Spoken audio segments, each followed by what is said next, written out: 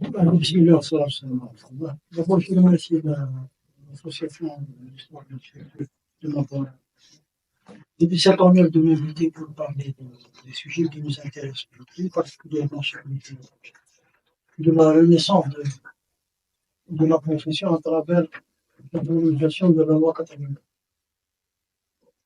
Les conditions de naissance de cette loi-là sont historiquement connues. Dès la fin de la période coloniale, c'est-à-dire en 1940, le 31 décembre exactement, une loi sur l'architecture et sur la profession d'architecte, sur les conditions à remplir pour exercer la profession d'architecte, a été promulguée en France. Donc c'est la loi du 31 décembre 1840 qui a été étendue à l'Algérie très vite dès novembre 1941 et connu un début effectif d'application en Algérie en 1946 avec l'instauration du Conseil régional de l'Ordre des architectes français à Alger, qui a réuni pratiquement l'ensemble des architectes de cette année-là. C'est donc dans ces conditions que la fin de la colonisation s'est faite, c'est-à-dire avec la promulgation d'une loi et l'organisation d'une seule association d'architectes qui préside à tout ce qui est la production de l'architecture. Et en 1962, nous avons hérité de cette existence. Cette existence n'a pas été remise en cause au même titre d'ailleurs que beaucoup de choses qui sont passées de l'époque coloniale à l'indépendance. Dans ce sens-là, une ordonnance a été promulguée pour dire que toutes les lois et toutes les réglementations, toute la législation qui était existante en 1962, le 5 juillet, ont été prolongées, sauf cas contraire.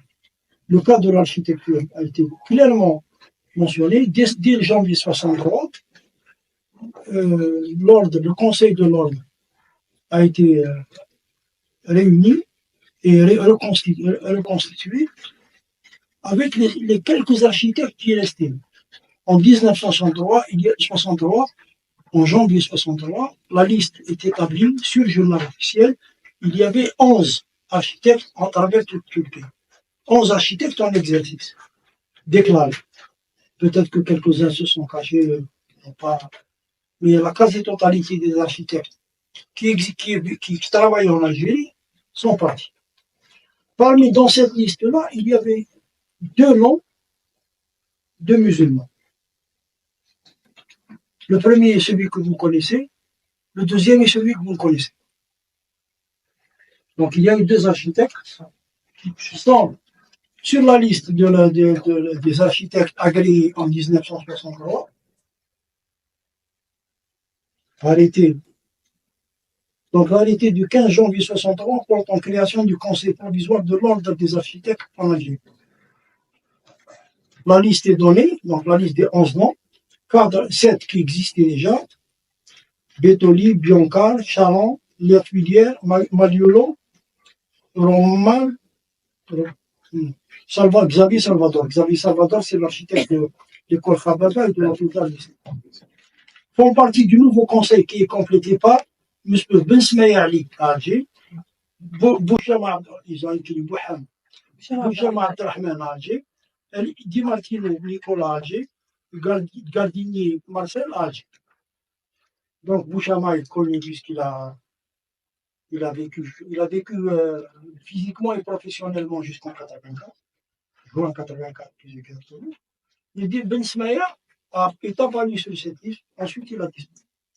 C'est un homme qui a disparu et c'était le seul architecte à l'indépendance qui avait été formé dans une école d'architecture qui a eu un diplôme d'architecte. Les 2 autres architectes faisaient fonction. Bouchama, qui avait fait beaucoup d'études en physique, en beaucoup de sciences, etc., qui écrivait sur la famille. Le livre, si vous l'avez lu, Mon mouvement pensant et matière, est un livre de philosophie, écrit dans un conte de concentration, dans un camp d'administration, un camp d'internement administratif jusqu'en 62. Et ce qui était un peu bizarre, c'est que le nom de Ben Smaïa n'est plus jamais reparu à travers l'histoire. Aucune œuvre ne porte son nom, alors que, à partir des années 30 à peu près, la règle qui prévalait en Algérie pour l'attribution d'un bon cas, était que tous les œuvres qui étaient destinées à la communauté musulmane étaient nécessairement dessinés par des architectes musulmans, c'est-à-dire les deux seuls existants. Ensuite, le géant par Abdelbaki Derdour, à Al-Naba, qui n'était pas architecte, qui était chevalier, qui a fait fonction d'architecte. Et plus tard, par Moustapha et par d'autres noms, qui se sont introduits, ils sont incrustés dans la profession d'architecte et qui ont depuis pratiquement tous disparu. Donc voilà quelles étaient les conditions en 1963. L'autorité qui avait promulgué ce texte, l'autorité publique supérieure, avait donné jusqu'à la fin de l'année pour réunir le conseil de l'ordre des architectes et procéder à des élections. Ça n'a pas été fait, à tel point que l'autorité ayant perdu toute patience, a promulgué en 1966 l'ordonnance 66-22 du 15 janvier 1966 portant dissolution de l'ordre des architectes et attribution de toutes ces tâches et de toutes ces prérogatives au ministère chargé de l'architecture, c'était celui de la reconstruction. Et elle a promulgué un conseil qui suivait un conseil professionnel formé d'administratifs, de deux architectes libéraux algériens, pour pouvoir suivre les affaires de toute la communauté des architectes qui commençait à grandir. À ce moment-là, les premières promotions ont commencé à sortir. On voyait des noms de plus en plus apparaître. Le plus ancien aujourd'hui, l'ancêtre des architectes aujourd'hui, c'est toujours un Bouchama, et c'est Liès.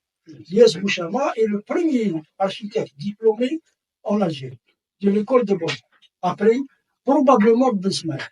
Probablement, parce que sur Ben Smaïa, les informations ne sont pas très... Même celui qui s'est spécialisé sur la recherche de l'architecture, sur la formation des architectes, tu connais, Malik Chibahim, n'en fait pas mention. Il sait qu'il existe, mais il n'en dit pas plus. Donc il y a cette énigme historique qui est posée sur la communauté des architectes jusqu'à aujourd'hui.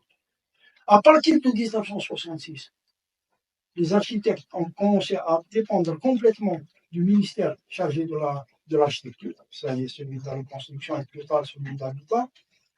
Et le conseil était celui qui se réunissait 2 fois par an et attribuait les agréments, y compris pour les étrangers. Les étrangers ayant systématiquement l'obligation d'avoir une autorisation. Et parfois, il y avait une enquête qui était faite par le ministère des Affaires étrangères pour savoir si effectivement les pièces qu'ils présentaient, les profils professionnels qu'ils présentaient pour avoir accès, pour avoir droit à exercer l'architecture en Algérie, étaient vrais. Ce qui était très souvent le cas. Il y avait quelques cas qui ont été décidés, qui ont été rejetés, mais la quasi-totalité des architectes qui ont présenté un dossier pour travailler en Algérie ont été acceptés. Donc on avait, pendant 36 ans, de 1966 à 1984, l'architecture était gérée par l'administration centrale, avec ce que cela suppose. Qui plus est, l'élément qui était en contradiction totale avec cette situation, qui est toujours en contradiction avec cette situation, c'est-à-dire le code civil, l'article 551 du code civil, n'a jamais été abrogé, ni complété, ni remplacé. Il est toujours de vigueur à ce jour. Cette contradiction avait amené les autorités publiques, pour pouvoir faire face à la dimension du programme qui était en cours, l'ambitieux programme de reconstruction du pays, à faire appel à des bureaux d'études publics ou à constituer des bureaux d'études publics qui faisaient fonction d'architecte, qui n'en avaient pas le titre, mais qui faisaient fonction, qui confirment toujours fonction à ce jour. un reste de bureaux d'études existant. Donc, voilà quelles sont les conditions de naissance et de renaissance de l'ordre des architectes. Pendant cette période de 36 ans, c'est-à-dire de 1966 à 1900, en fait de 40 ans jusqu'en 1996, tout ça était dans cet ordre des choses.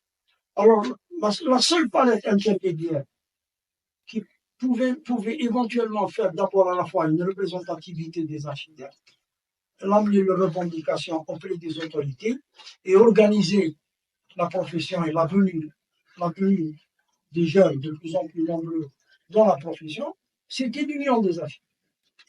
L'Union des architectes est une association qui, en fait,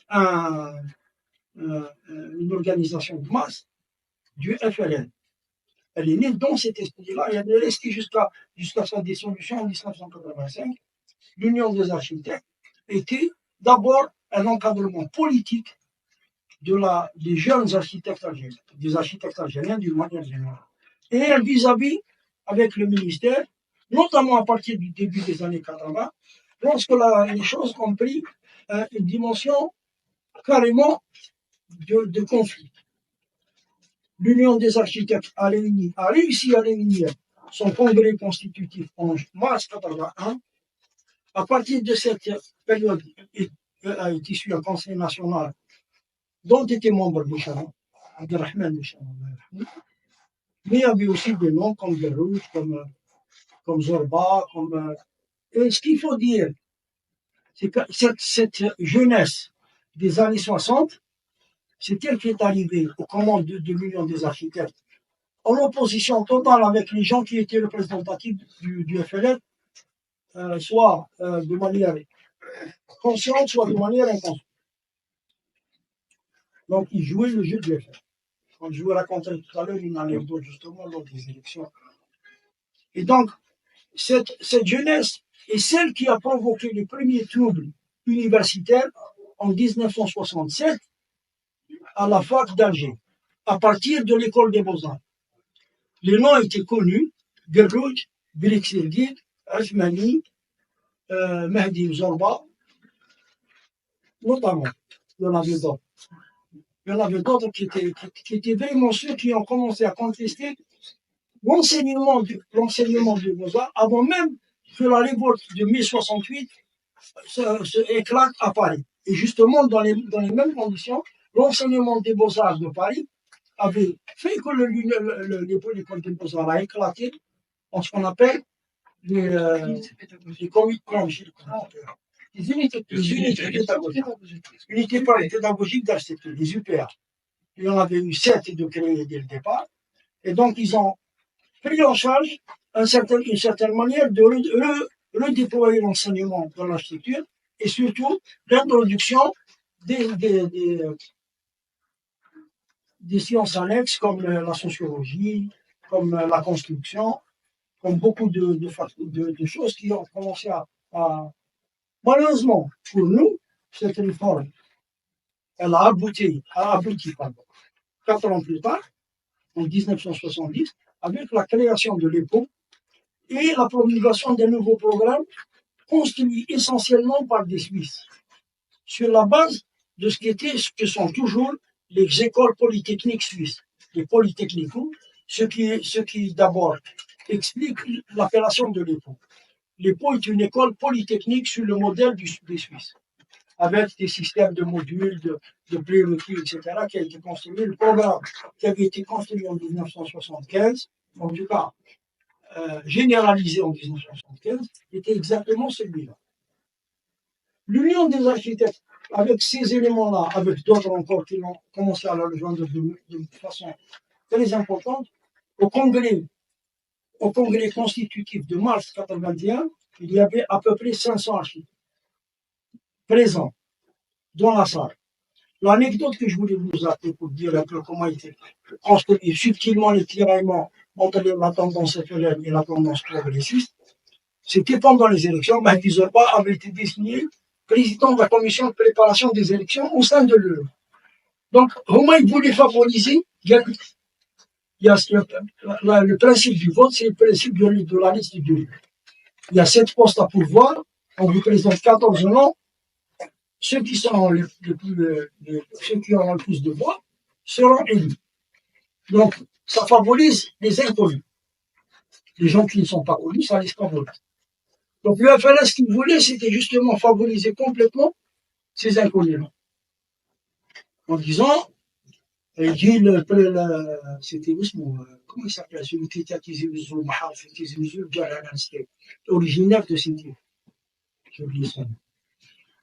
Il dit les élections, comment ça va ça? Vous avez une liste de 14 noms. Vous élisez 7 noms ou plus. يجي مهدي co-président pour le compte des FDH. كما قال الأخ تاع الحاج. Vous avez une liste de 14 noms.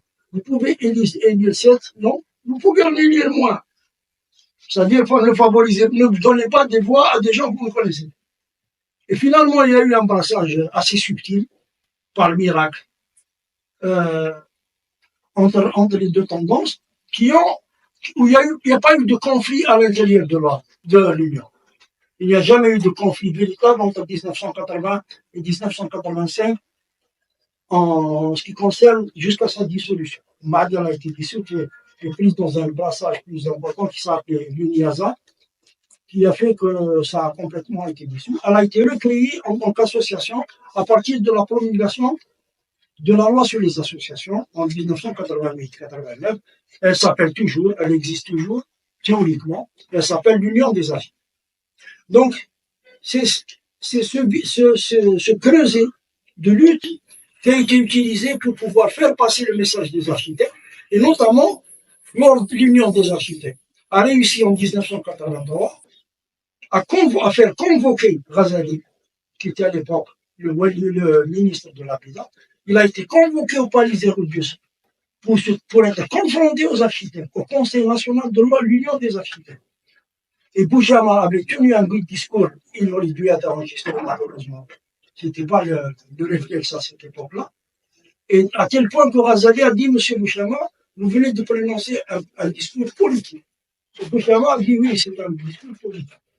Donc il y avait cette opposition entre des langues.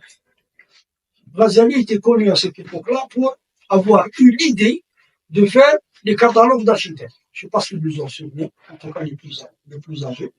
Mais il voulait instituer des catalogues dans lesquels on puiserait pour faire n'importe quel projet dans n'importe quelle ville. Ça a été plus ou moins réalisé à travers les plans types des bureaux d'études publiques. C'est-à-dire, quand vous voyez les logements, voilà. C'est une pratique qui existait déjà à l'époque coloniale. Quand vous voyez la cité des fonctionnaires conçue par Marcel Lafulière, vous trouvez exactement le même un peu partout. Le même modèle de la cité des fonctionnaires. Vous voyez le nom du cauchemar. C'est exactement le même modèle qui est construit à travers tout le pays. Et c'est un peu le cas, surtout pour le logement du plus grand nombre, une répétitivité importante. Donc, il s'est appuyé sur cette manière de faire qui a été prolongée par le pont de Constantine et qui a continué après l'indépendance en Algérie et qui continue jusqu'à aujourd'hui d'ailleurs.